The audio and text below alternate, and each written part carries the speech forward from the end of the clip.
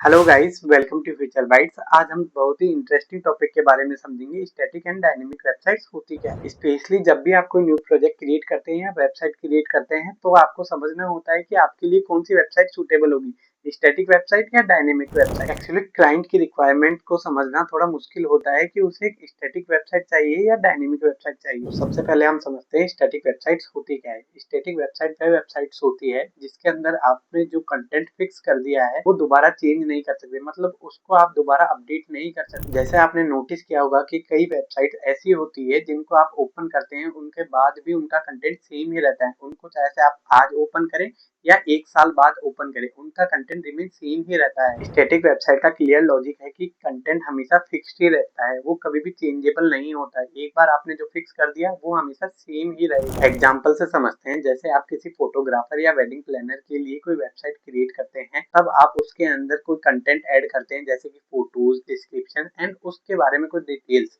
और उसके बाद में आप जब सर्वर पे अपलोड कर देते हैं तब फोटोग्राफर खुद अपनी वेबसाइट को चेंज नहीं कर सकता। उसके अंदर कंटेंट कुछ भी चेंज नहीं कर सकता, वो हमेशा चेंजेबल नहीं होगा। अब थर्ड पर्सन जब उस वेबसाइट को विजिट करता है या देखता है तो उसको हमेशा कंटेंट सेम ही दिखेगा। जैसे कि आपने जब भी उस वेबसाइट को क्रिएट करा है, जो कंटेंट आपने ऐड करा है वही कंटेंट उसे हमेशा दिखता ही रहेगा। फोटोग्राफर को अपनी वेबसाइट किसी डेवलपर या फिर जिसने क्रिएट करी है उसी से ही चेंज करवाना होगा। तो इस तरह की वेबसाइट जिनमें कोई चेंजेस या अपग्रेड नहीं होते हैं तो उनको हम स्टैटिक वेबसाइट्स कहते हैं। इसको हम और भी सिंपल एग्जांपल से समझ सकते हैं, जैसे कि landing page website, portfolio website और डॉक्यूमेंट्री वेबसाइट। और सबसे मेन बात, क्लाइंट के पास कोई भी ऐसा एक्सेस नहीं हो सकता है कि वो खुद ही अपनी वेबसाइट चेंज कर सके।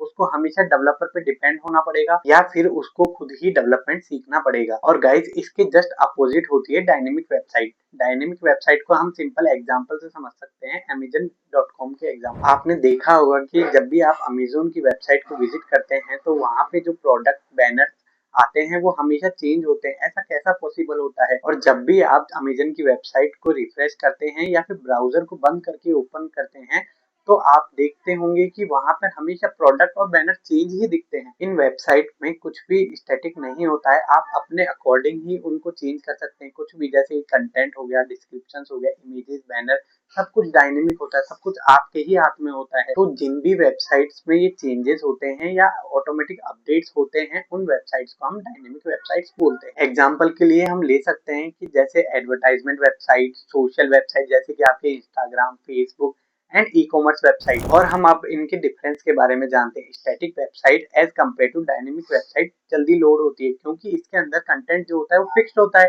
रन टाइम पे कुछ भी लोड नहीं होता है, वो आपने जो बना दिया है फाइल में वही कंटेंट रहता है, इसलिए स्टैटिक वेबसाइट जल्दी लोड होती है। Second, static website dynamic website के कंपैरिजन में चीपर होती है क्योंकि डायनेमिक वेबसाइट में हमें क्लाइंट को एडमिन पैनल का एक्सेस देना होता है, जहां से वो अपनी डिटेल्स चेंज कर सके, वहां से वो अपने ऑटोमेटिक अपडेट चेंज कर सके, इसलिए स्टैटिक वेबसाइट चीपर होती है। और लास्ट हम समझते हैं कि static website and dynamic website बनाने के लिए हमें कौन सी लैंग्वेज का यूज करना होता है या फिर हम किस लैंग्वेज से हम स्टैटिक और डायनेमिक वेबसाइट्स बना सकते हैं। स्टैटिक वेबसाइट बनाने के लिए हमें बेसिक HTML, CSS और या फिर CSS के कोई फ्रेमवर्क जैसे कि बूटस्ट्रैप, टेलविन CSS का यूज कर हम स्टैटिक वेबसाइट को क्रिएट कर सकते हैं। बट डायनेमिक वेबसाइट क्रिएट करने के लिए हमें front end and back and का नॉलेज होना बहुत जरूरी है। फ्रंट एंड में जैसे बेसिक HTML, CSS, जावास्क्रिप्ट या फिर जावास्क्रिप्ट का कोई फ्रेमवर्क जैसे कि न्यू हमने देखा है कि रिएक्ट। और बैक एंड के अंदर हमें बेसिक PHP, Node.js